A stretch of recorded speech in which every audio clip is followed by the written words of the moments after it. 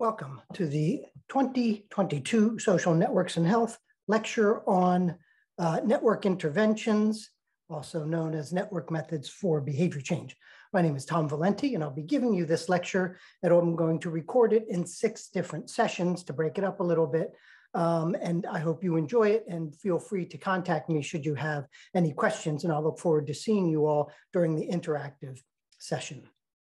A little bit about me. I'm in the Department of Population and Public Health Sciences in the Keck School of Medicine at the University of Southern California. My original degree was a Bachelor's of Science degree in mathematics, and then I did Master's and PhD in communication, PhD in communication at the Annenberg School of Communication at USC. Then I was at the Johns Hopkins Bloomberg School of Public Health for 9 years, and then came back to USC to the School of Medicine in 2000. And I've been here ever since, other than a short stint at the NIH for 6 months at the National Human Genome Research Institute with Laura Cayley, and then a year at the École des Hautes Études en Santé Publique in the French School of Public Health in 2010, 2011. So these are the different sections of the lecture. I'll open with a short section on network influences on behavior. And then part 2 is interventions and program implementation. And that will be the large bulk of what I talk about today. And then the other sections are rather brief, but they touch on topics relevant to designing and deploying network interventions. And I like to start this lecture by talking about how important network influences are on behavior. It's really important for understanding how humans act, to try to get best practices into play, to improve patient care, to understand organizational performance, understand risk behaviors among adolescents. Just about everything you can possibly think of in the world of public health and beyond has a relevant network component to it. And I start with this stylized little diagram of an ego who's connected to 6 alters. And, you know, it took a little while in the field for us to start to develop these exposure models, but we have, you know, some evidence to suggest, of course, that as your network fills with users, you're more likely to become a user yourself. And then, of course, perceived use makes a difference, right? So it turns out that ego is connected to these 6 alters, and A and B are users, but F and C are not.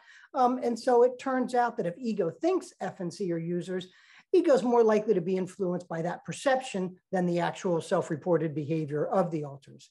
We also know of these things called Simalian ties, which are the ties that connect 2 people that an ego is connected to. And it turns out that ego is more likely to be influenced by A and B if A and B are connected to one another. And of course, more globally, an ego in a network that's filled with alters who are all also connected to one another is going to be more strongly influenced by that peer network than one in which those alters are not all or less connected to one another. And then, of course, ego is more likely to be influenced by strong ties rather than weak ties. So ego has a stronger tie to A than B. So A will exert a stronger influence on ego than B. And I generally like to observe that the more consequential the behavior, the more important it is, the more tie strength is likely to matter in ego's decisions. And then, of course, there's some work around indirect influences, right? Christakis and Fowler show 3 steps of influence. I postulated 2 steps of influence in my 95 book. And so we really don't know exactly, and whether it varies by different behaviors, and whether or not the behavior of the intermediate alters matters to the influence of those indirect alters. So that's open for discussion. And of course, we can use network-weighted alter influences. So in this diagram here, E has lots of ties to others. Lots of people point to E. So E, for example, may be more popular or more influential in the overall network, and therefore ego perhaps may be more likely to respond to the behavioral choices and the influences that E exerts on ego. And then we have the structural equivalence hypothesis that Ron Bird introduced in 1987, where he speculated and showed with empirical evidence that egos are more likely to be influenced, or potentially as influenced, by alters with whom they are structurally equivalent, rather regardless of whether or not they're directly connected to that one. The mechanism here is oftentimes thought to be a mechanism of competition or simple monitoring what others in your equivalent position are doing. And the competition may come from 2 firms that are in the same network in terms of the supply chain and their customers and all kinds of other things that they deal with. And so as a consequence, monitor each other's behavior and are influenced by that, regardless of their direct connections to one another. Okay, now taking the structural equivalence and the cohesion, the direct tie influences, it really points out that we can expand or contract the sphere of influence over which we consider the ties having on their influence on ego. And then, of course, my own discovery of network thresholds, right? If everybody waited until a majority of their network was doing something before they did it, nothing would ever diffuse. So there needs to be some people in the network who are willing to adopt when none or few of their network alters have done so, whereas other people wait until their network is filled with users before they are willing to adopt. I unabashedly am a high threshold adopter. I wait till everybody around me is using it before I'm willing to do it because I'm smart, right? I'm not going to do something before anybody else is doing it because I'm going to wait until I have people in my network to get information from, to find out the different features that it has, how to use it and whatnot. And, I like to observe that these really low threshold adopters are the kinds of people that are really sort of, they're mavens around a particular topic. They know a lot about it. They want to be the first to use it. They would do something that I would never do, which is open up the manual and find out what the features are of this new product that they're so excited to get. And then they share it with other people in their social network. And here's just a small graph of social network thresholds. And what it highlights is that you have some people who are early adopters overall in the community or the system, but they may be late in their personal network. And some people who are late in the overall network, the late majority adopters who are very late in the system, but they're actually early in their network, and they're late adopters simply because of their position in the network creates very late access to information about the new idea that's diffusing. And now, of course, we have online communications. Many of the most influential ties online are also ties in real life, IRL. But nonetheless, there's been emerging evidence that you can be influenced by the behavior of others online. I think the data overall suggests that that influence is much lesser than that would occur in person-to-person communications. However, you can have so many contacts and spend so much time online that there's a greater opportunity for all of those small influences to aggregate and sum up to be something quite significant. And then, of course, we've shown that people who are tied to others with whom they also engage in other events or activities, think of adolescents that are friends, but they're also on the same sports team, they're more likely to influence a person than those to whom they don't share those events or activities. And then, of course, for quite some time through communication theory, we oftentimes think of homophily being important and that people are more likely to be influenced by homophilous ties than those that are heterophilous. So if ego is a male and two of the people that he or she's connected to are also males, he may be more likely to be influenced by those other boys than the girls. And so, in essence, that little section there is a brief review of some of the things we've learned about networks of behavior change. And then, of course, we talk about, well, if networks are so important, how can we use them to improve programs? And what I like to call networks for behavior change.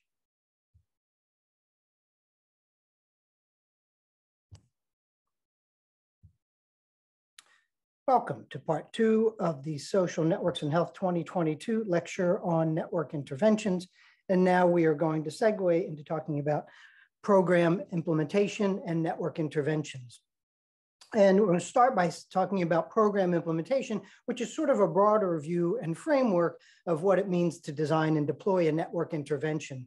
And in this paper, we argue that you can break up the implementation process into stages. This is relatively standard, not unlike stages in an evaluation framework, where you have a needs assessment, then you design the program, you implement it, and then you monitor it. And at each one of these phases, these stages of the implementation, there are different network fields that can inform the process. So initially, when we talk about needs assessment and exploration, we talk about network ethnography. And what network ethnography does is try to find out, is there a network to work with?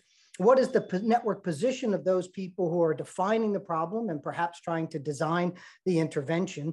Are there disconnected subgroups in the community? Are there isolates that need to be brought into the process? So you take this little toy network here, right? And you have a program that's being designed. And typically the people that are providing input to the program design are at the center of the network.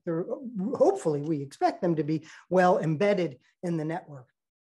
However, you have isolates that are completely disconnected who may be the ones most in need of program services. And then, of course, you have a dyad over here that's connected but disconnected to the rest of the network. And then a subgroup over here that's also practically completely disconnected from the larger network. And as a consequence, they may not benefit from the program at all. And in fact, may feel so disconnected that they are actively working against the intervention's design.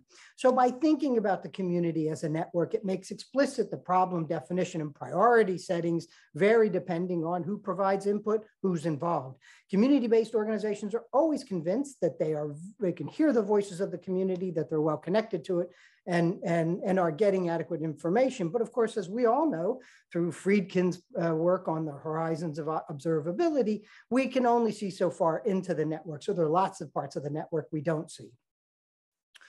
Okay, so now the bulk of what we want to talk about is network interventions, right? How do we design programs with network ideas in mind? And some of this work is based on the paper I published in Science in 2012, where I defined network interventions as the purposeful efforts to use social networks or social network data to generate social influence, accelerate behavior change, improve performance, or achieve other desirable outcomes among individuals, communities, organizations, or populations. Yes, sufficiently broad to include pretty much everything.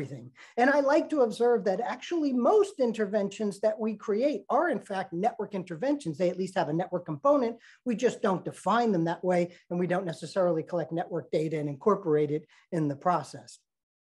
Now, before I talk about what network interventions are, there are three principles that I think are critically important to all interventions, but become highlighted within the context of thinking about it in a network context, right? So program goals matter. So in some cases, we want to increase cohesion, but in other cases, we might want to increase fragmentation. Or increased centralization or other network properties, right? And the example I like to give for public health is the notion of STDs and STIs, where we can fragment the sexual contact network to reduce transmission, or we can try to accelerate the uptake of prophylactics such as condoms and other things.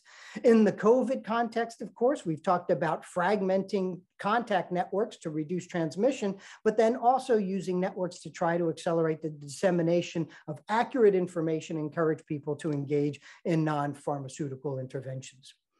Behavioral theory makes a difference. So, you know, as I said, my background was in math. I came to social science late, and I thought, we don't know anything about how people behave. They're completely unpredictable. But we have, in the past few decades, I think, developed pretty good theories about what motivates people and what the barriers to change are. And so if you can design some well-articulated theory of the behavior you're interested in, that will help you design better network interventions. And we'll return to this point a little bit later on. And then finally, of course, my whole goal was to develop this field, write some software, sell it, make a fortune, become rich. You push the lever, everything's done. We solve all the world's problems. But what I did learn actually is what this work enables us really to do is learn from the community as well as to try to induce change on it. And the network lens provides a good opportunity to learn from the community and then to help it engage in its behavior change. Our job is not to do that. Our job is to assist the people in the community to make that behavior change. Okay, so here's the table. It's actually quite helpful, I think. It breaks network interventions into 4 different strategies, and each one of those strategies has multiple tactics. And of course, from a network perspective, each one of those tactics may have many different kinds of network operationalizations, right? And so you think about strategy as the largest bin, broken up into smaller tactical moves and then operational moves. And of course, now today, when we talk about different kinds of political campaigns or military campaigns, you will hear these words strategy, tactic, and operationalization a lot. And so the easiest way to think of these is in that very top row of this table. Identifying individuals to be change agents. We most oftentimes think about those individuals as being opinion leaders, those who are in positions of power and control or influence in the network. And most frequently, we're going to use our centrality degree score to identify who those opinion leaders are. But of course, as you know, we have merely 100 different centrality measures and algorithms that David Scotch has put forward in his periodic table of centrality measures. So, we talk about opinion leaders. This is the most typical network intervention. This is the one we have the most experience with. It's very easy to measure. It's intuitively appealing. It's had proven effectiveness. And as far as a decade ago, I'd identified over 20 studies that use network data to identify opinion leaders, and others, hundreds of others, using other leader identification techniques to promote change. And these are some of those other opinion leader identification techniques. And then, of course, you can run simulations and show that this is true, right? We created, we randomly generated networks. We seeded them with the opinion leaders as the first adopters versus randomly selected individuals versus those select on the margin of the network, and find that we get faster and higher prevalent diffusion in those conditions simply by seeding with network identified opinion leaders. And we chose that marginal condition because actually in many cases, we find that new ideas and practices are adopted most quickly and assuredly by those on the margins because they are free to innovate. They're not constrained by the network. And in fact, they have an inherent interest to break up the status quo. Back in 2011, Floodgren and others did a Cochrane systematic review and showed that the network identified opinion leaders were more effective compared to no intervention or one or multiple interventions. And in fact, what they show is a 12 percentage point absolute increase in compliance. These are all primarily done in medical settings.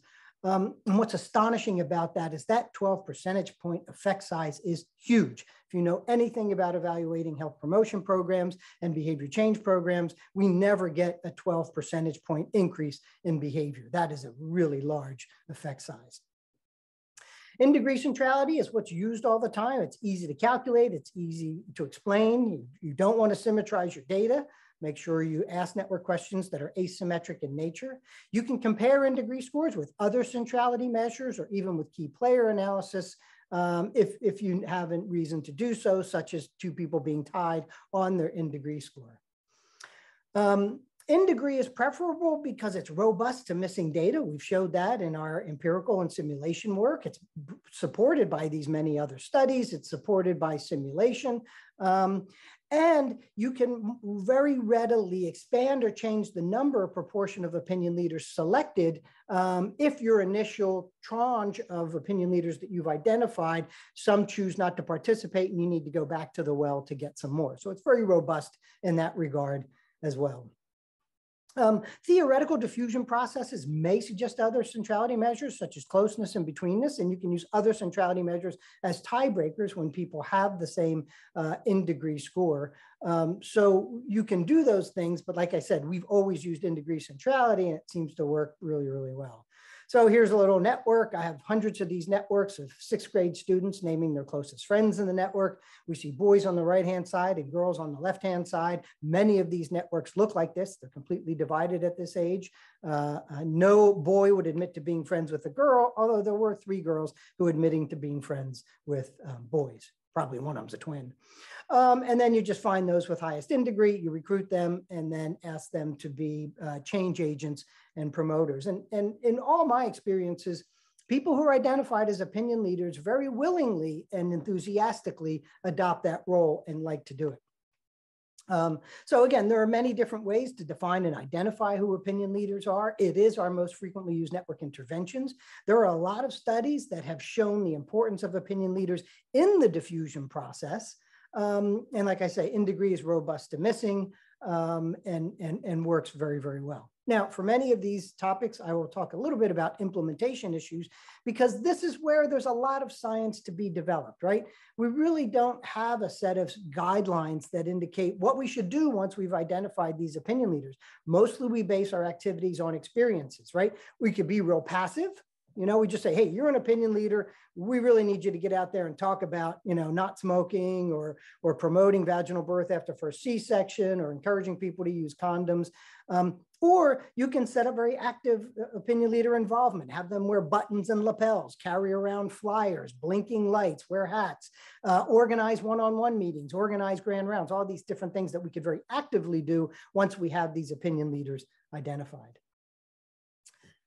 So in addition to identifying opinion leaders through in degree centrality or through key player, we can also identify bridging nodes, right? Now, so it may be there are certain settings where, leaders are very important within groups, particularly cohesive groups, but bridges may be critical to fusion between groups. And if you have a highly fragmented network, it may be that those bridges are absolutely critical.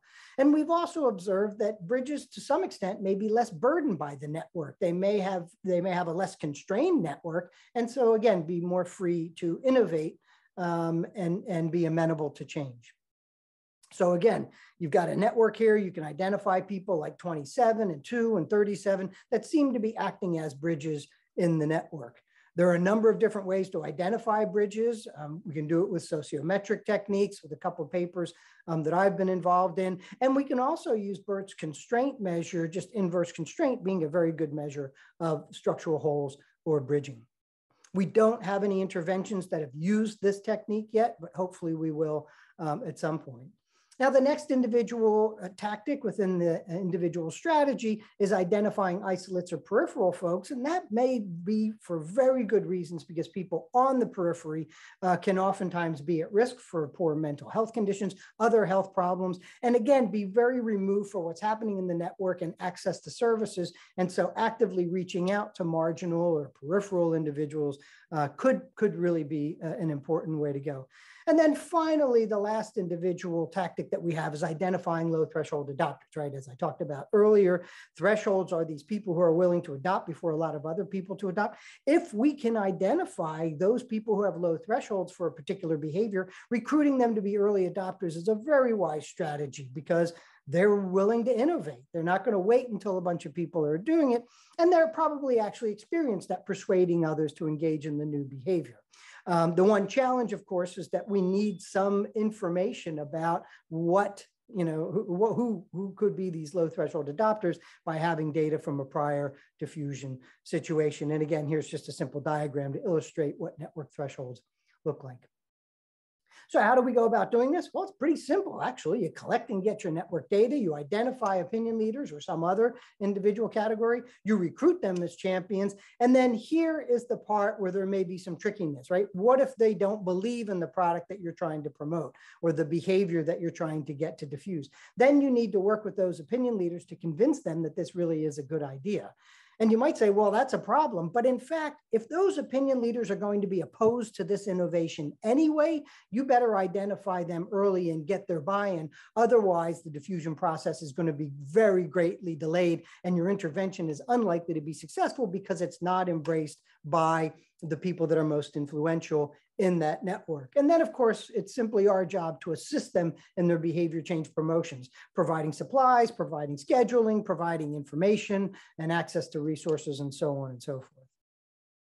Okay, so the second strategy is segmentation. And in segmentation, it's contrasted to the individual strategy because we are identifying an entire group of people at the same time and having them adopt at the same time. And it may be that there's some behaviors for which that kind of segmentation intervention is absolutely critical, because we need to get the whole group to adopt the innovation at the same time. For example, in a workplace setting, if you're going to use new software, everybody has to get on board at the same time. Otherwise, it's not going to be useful. So oftentimes in workplace settings, this kind of group intervention is the best way to go.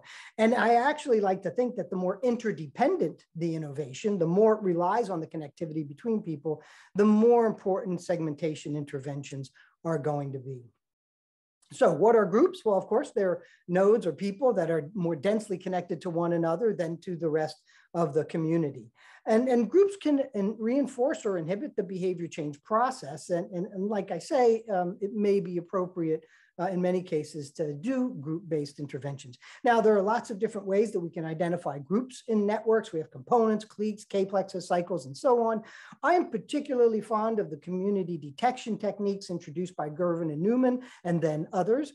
because they provide mutually exclusive groups, which is critically important oftentimes when you're implementing an intervention. And you get a measure of group fit. So you know how well that group defines the network. And if you have a high modularity score from a Gervin-Newman analysis, for example, if 0.6 or 0.7, then your network really is composed of different groups, and you should probably work with those different groups separately. And then, just like I say, many networks are modulus. A nice little diagram my colleague George Vega-Yun created for me. So when we think about creating group-based interventions, a couple implementation issues arise. Do the groups need to be the same size? In our school-based programs, they usually do, at least nominally about the same size. In organizations, you probably have a lot more flexibility in that regard. And then the other issue, of course, is do we need to worry about the sociodemographic composition of the groups, right? I mean, oftentimes groups will be homogeneous due to the inherent homophily in networks. And in some cases that may be really critical, right? Sex education in schools is typically delivered to girls and boys separately. The other segmentation tactic, of course, is using network positions, right? So rather than identifying groups of strongly connected people, it may be that the intervention is more appropriate for different positions in the network, right? So the hierarchy may be relevant. And you can define positions a lot of different ways, as we've shown in our network analysis work. And they're less obvious, I think, than a group-based kind of intervention, but nonetheless, that may be something worth exploring, right? So again, there's a lot of different ways to identify positions, formal charts, hierarchies, in degree, block modeling on attributes, or the Concord approach, and so on and so forth. And there's just one diagram from a UCINet output. Again, implementation issues for positions. Well, positions, like I said, are not necessarily as obvious.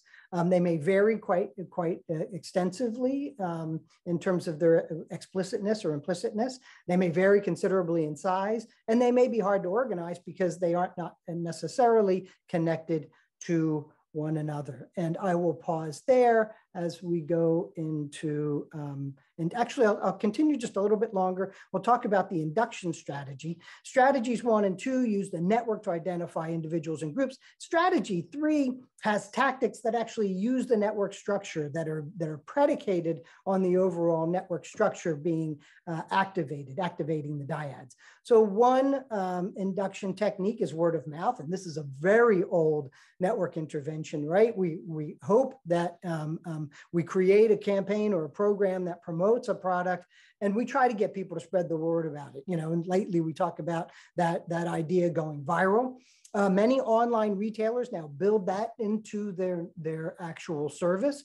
If you buy a ticket on StubHub, you can press a button to post that information to your social media accounts, and it'll go out to all of your various and sundry friends. A second induction tactic is snowball sampling or respondent-driven sampling. And we do have a fair amount of experience with respondent-driven sampling, right? So this notion of contact tracing, which has recently come back into common parlance, has been around for decades, and it is a very important way to try to stem the flow of sexually transmitted infections or HIV.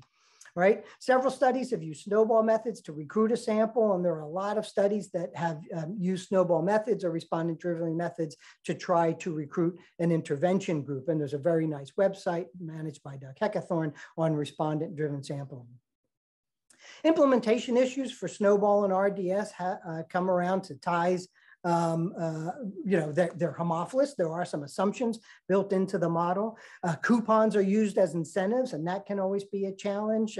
What the proper rate is, how to identify the coupons and keep track of who got the coupon and then who returned it, and keeping the ID number straight. And so all the RDS projects I've been involved in, there has been a lot of work to make sure we get the ID numbers correct.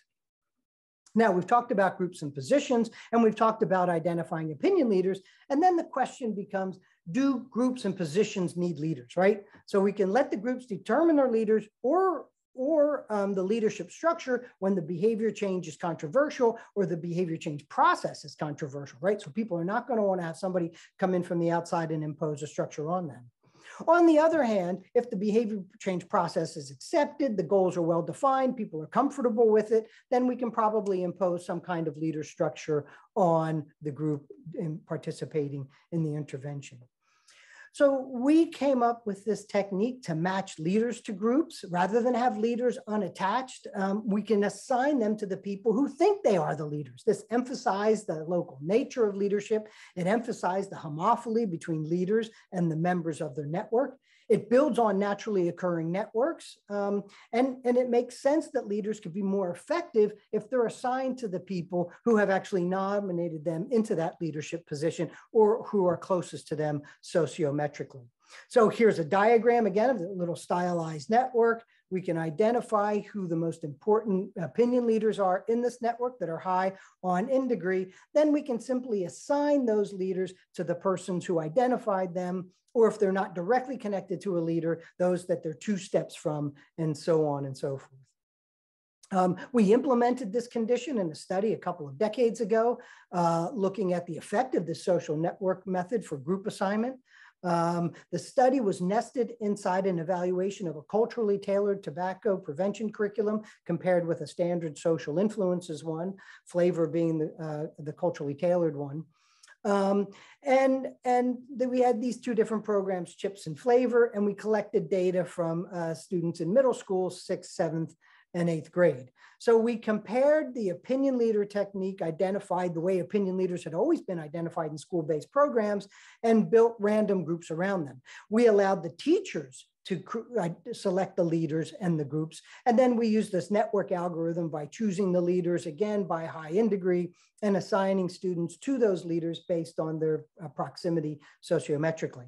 So here's the study design. We randomized this implementation condition within school. So it was randomized at the classroom level, which was really quite helpful because it takes care of some of that between school covariation that so often bedevils us in our group-based interventions.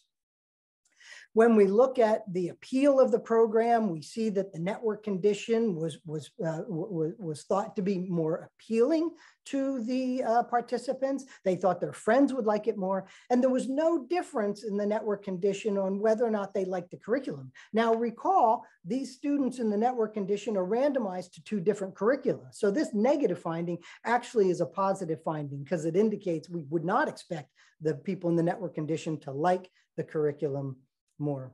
And then when we look at our attitudes or smoking attitudes, self-efficacy, we see very weak but statistically significant effect of being in the network condition compared to these randomly constructed groups. And then when we look at susceptibility, shortly after the program was implemented, we see that the network condition reduces susceptibility to smoke by 56%, which is an indicator we know very strongly correlates with eventual smoking. If we aggregate the data up to the classroom level, we see very similar effects, slightly stronger, still strongly statistically significant across 2 of the attitudinal variables and intention. When we look at 1-year outcomes, we see that actually the flavor condition was better than the chips condition. The culturally tailored one had a lower rate of smoking uptake. But when we break that down by implementation condition, we see that the network and teacher conditions do better than the randomly constructed groups. And in fact, do much better in terms of reducing smoking uptake.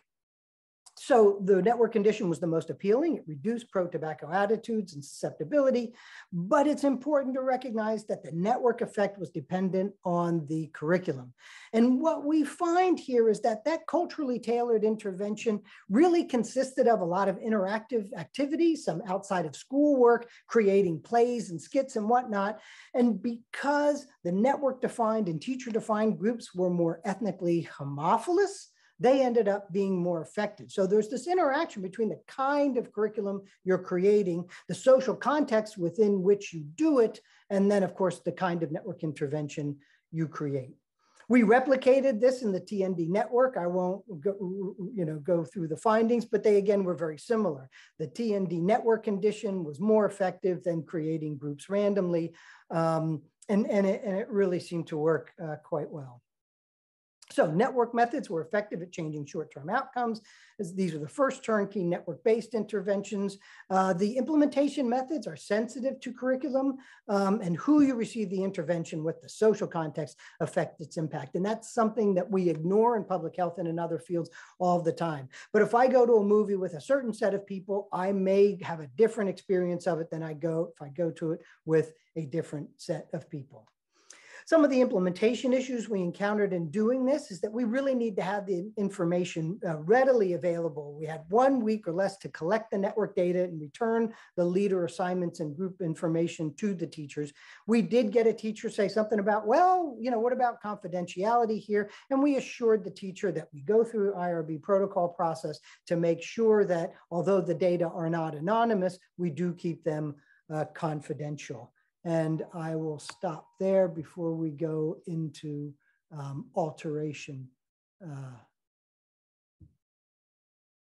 Okay, welcome to part 3 of the Social Networks in Health 2022 lecture on network interventions.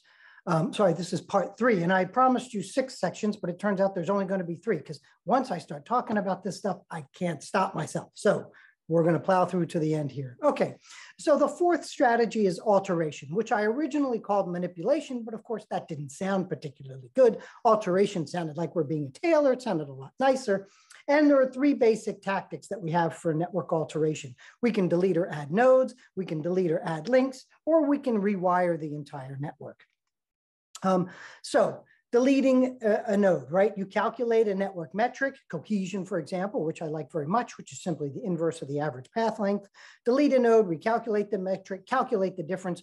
Nodes with the largest difference are the most important. This is referred to as vitality centrality in the literature, or induced centrality by Everett and Borgatti. And of course, the notion of deleting nodes is one that our military has been very heavily engaged in, euphemistically called node deletion or target removal, to try to fragment and break up terrorist networks and others. The other approach is to delete or add links. Again, you calculate a network metric. Cohesion, for example, you delete a link, recalculate that metric, calculate the difference, and those links with the largest difference are the most important. And of course, this is the logic we used for our centrality measure, because if you take the average of the rows and columns of those change scores, you get a bridging measure, which indicates the node that has the links that are the most critical in the network. And in a way, this is really based straight off Granovetter's observation that weak ties are those for which, when removed, increase the overall path lengths in the network the greatest. So we can do this both with adding or deleting links, right? You change the link, you delete an existing one, add a non-existing one, calculate the new metric, put the difference in a matrix. And of course, you can do that for multiple different kinds of network level measures, create a whole array of change scores as a way to study what networks look like. Here's one example of change scores for a network. The positive ones being the increases in cohesion when you add links to the network. Okay, so implementation issues around changing, deleting or adding nodes and links. Well, we really don't know which network structural metric to maximize, right? And a lot of us use the cohesion measure, the inverse of the average path length, but there could be other. And is it a zero-sum game, right? Does one need to keep the number of links constant? If you delete one somewhere, you have to add another one another place? We don't know. And then, of course, there are naturally occurring network dynamics. People enter and leave the network, change affiliations, and so on. And some people argue when you look at a network, it is at its optimal configuration because people formed ties and affinities based on a whole lot of characteristics that we're not aware of. So implementation issues when it comes to alteration, well, simply rewiring links will probably not work. There are reasons networks are the way they are. People make bonds with those they like, as I mentioned. And there are these network dynamics where people come and go, and this will affect the overall network properties. And then finally, you can also rewire works to have certain global network properties. For example, you can make an empirical network a small world network, having more clustering, or make an empirical network more centralized. Rewire the network to match adopters with non-adopters, a buddy system, so that everybody that's a non-user has users in their network. And of course, we can rewire to include behaviors, right? And I like to make the observation that the network community has always criticized other fields for ignoring relations, but of course the SNA community needs to oftentimes consider the attributes of the nodes as well. And I like to say that nodes are people too. There's one real interesting rewiring intervention conducted in the Netherlands where the researchers collected data on which students liked and didn't like which other students. Then they rearranged the seating in the classroom so that those who reportedly disliked others were now sitting close to one another, and they reduced the level of disliking once that happened. Okay, so we go back to this table of all these different identification strategies, the various tactics associated with each one, and the various network operationalizations for each.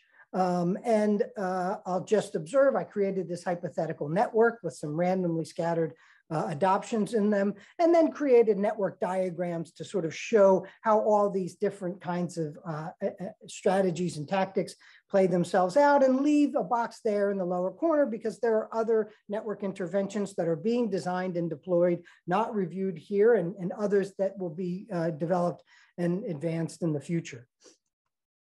And just to point out, I have an R program, an R script that does all of this stuff automatically for you to make it possible to implement these kinds of things. Okay, so to select a network, I'm going to close the door.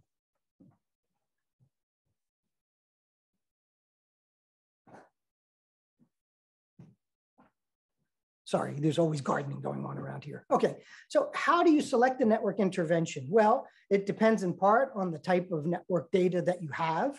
What's the existing network structure? If it's a highly centralized network, then in a way you're dependent on that very important central nodes to be involved. And of course, the behavioral characteristics, right? What's the existing prevalence? Does nobody use it, or do you already have some adopters? And can you use them to be change agents and whatnot? And of course, a lot of literature in the diffusion field on the perceived characteristics of innovations being important, their cultural compatibility, relative advantage, cost, trialability, complexity, discontinuity, and all kinds of different things. But, and I promised I'd return to this point later on, if you know what theoretical mechanism is driving the behavior in the community, it actually suggests certain kinds of network intervention. So if power is very important, then you're going to have to work with the opinion leaders in the community. If you've got a lot of conflict or you're trying to merge different communities, then you need to identify those bridges. If you have a highly cohesive network, it may be easy to use key players. If isolation is what's putting people at risk, then you find the peripherals, thresholds, low thresholds, group identification, then group segmentation, obviously structural equivalence is driving behavior, positions is going to make a difference, information diffusion, if that's all you're trying to do, word of mouth is going to work for you. If they're hard to reach populations, snowball, random, respondent-driven sampling becomes the technique, and so on and so forth.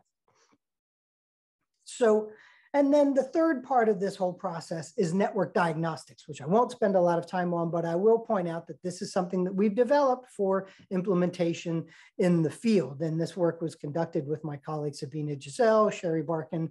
At the time they were at Vanderbilt. Sabina is now at Wake Forest University. And the thing that we did, this was a group-based intervention. There are lots of these. We had groups that were formed. These were women who had children under age. Everybody's at risk for obesity. And this intervention was a 12-week group-based. People would meet once a week in a communal setting, learn all kinds of behavior change techniques with the trained interventionist. And then what we did is in week 3, we collected network data, and then we created information to look at these kinds of network targets, right? And, you know, these numbers are in a way simply made up. I mean, we put our heads together and thought, what are the right levels that we should have for all of these different network indicators that we want these groups to aim for? And it was interesting because when we submitted the paper to the journal, you know, I had a hunch we were going to have problems with this because we didn't have anything we could reference for these different cutoff points, these thresholds, if you will.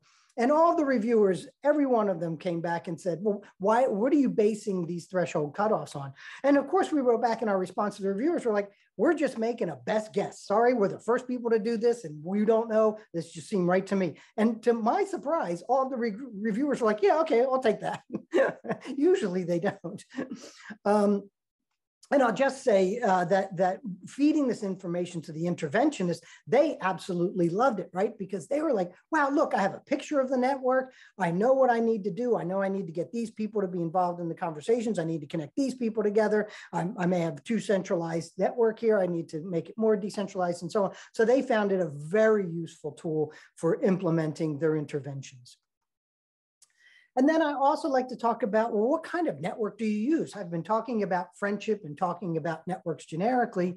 And we know from our research that different networks serve different functions, right? So typically, particularly when we're working in organizations and lots of community settings, there are two kinds of networks we like to measure: advice and discussion, because they tap into two different dimensions that we know from communication theory are associated with persuasion. Right? People like to have expertise and they like to have trust in the people they're getting their messages from. And different networks may require different intervention strategies, right? If you're going to identify opinion leaders, it may be that you're using an advice network more frequently than a discussion one. Whereas in a group-based intervention, it may be a discussion network's more important than an advice one. And I like to say that we can actually find individuals that are low and high in trust and low and high in expertise. And of course, it's that Goldilocks person that's both high in trust and expertise. That's terrific. But you find people in the other boxes as well. And I generally like to think of advice and expertise as being hierarchical, right? We typically are pointing up when we talk about finding people who are more expert in something, whereas discussion is more typically, and trust is more typically with peers at the same rank or the same level. And I like to observe that when the barrier is technical, one doesn't know how to do it, expertise becomes very important, right? But when the barrier is cultural, one doesn't know what to do, trust becomes more important. So the advantages of network methods for interventions are that they capitalize on existing interpersonal relationships. They use community input. It helps establish a learning organization or community, right? Because you're really turning control over to the community for them to be responsible for, and understand that they have the capital within themselves to create change. And I think it's empowering. It's empowering at both an individual and community level. The other advantages are a bit more methodological, right? They can be replicated. We can get a fidelity measurement oftentimes, right? You know, how well was our matching algorithm at matching leaders to their followers? How much modularity do we have in the network when it comes to a group-based intervention? And of course, it expands our array of intervention possibilities quite dramatically, because now we have a lot more arrows in our quiver. And of course, now it's an excuse to get network data, which is something that we always want. So that's the end of this lecture. I look forward to our interactive session, and please feel free to email me with comments, suggestions, criticisms. Any kind of feedback is welcome. And I thank you all very much for your attention.